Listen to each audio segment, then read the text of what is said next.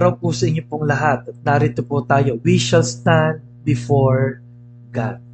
Ating pong talata is Revelation 20 verse 11 to 15. Ating pong basahin at kung may Bible po kayo, maganda pong mabasa nyo rin po ito. No?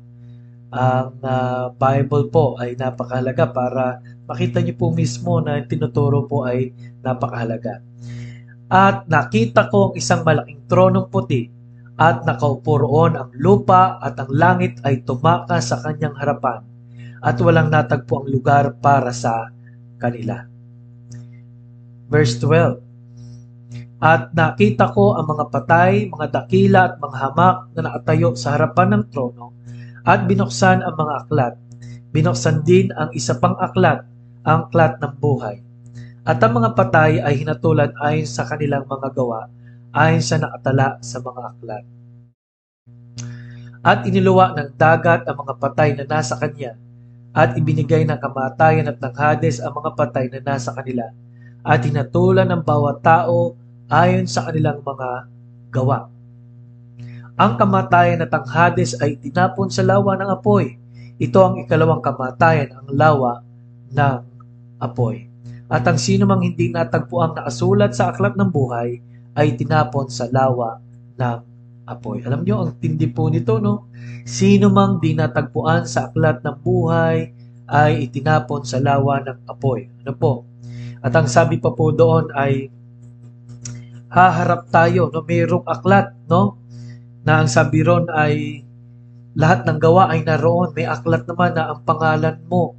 Ano po, sino mang pangalan ang di naroon ay binulid sa dagat-dagatang apoy. Ang mga pangyayari po sa huli ay naririto. Unang-una po sa lahat, number 1, ay yung rapture. Ano po?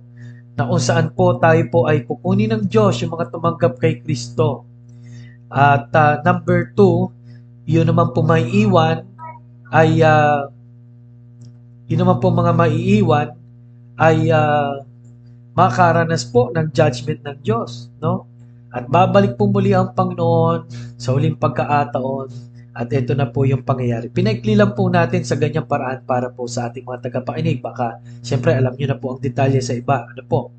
So, we shall stand before God. Ang tanong, ano kaya itsura ng Panginoon? Ano po? At bagamat may glimpse po ng langit, ano kayang kaluwalhatian ang higit na makikita natin? Alam mo, yung nakakita ko ng picture ng palasyo ng nasa Dubai, yung palasyo ng isang prinsipe, napakaganda, no? Ano pa kaya ang palasyo ng Diyos? At paano kaya natin kakausapin ng Diyos sa kanyang kaluwalhatian? Ano po? Na omniscient, omnipotent, ibig sabihin, alam niyang lahat, makapangyarihan siya sa lahat. Ano po? At tatandaan natin ang pangalan niya sa Revelation 19:13, the Word. Ano po? Siya po ay banal. Siya po ay may akda ng lahat ng bagay. Ano po? We shall stand before Him. Number 2 point, we shall stand before God. Yun pa rin ang puntos. Bakit po? Dahil lahat ng tao naroon. Lahat ng ginawa natin, nakasulat. Ano po? At lahat ng purpose ng ating pagkaligtas, lahat ng layunin po na sinabi ng Diyos sa Biblia, bilang Kristiyano, ay talagang itinakda po ng Panginoon hanggang Revelation na talagang isang araw doon talaga lahat. Number 3, we shall stand before God. Ano po? Haharap tayo sa Diyos at naway lahat magsabi, come ye blessed of my Father. Matthew 25:34. Pero maririnig din natin doon yung Matthew 7:23. Hindi ko kayo nakikilala, lumayo kayo sa akin, kayong gumagawa ng katampalasanan. Marinig din natin doon yung sinabi ng Biblia na, depart from me, ye cursed, into everlasting fire, prepared for the devil and his angels. These are cast into hell. Kaya mga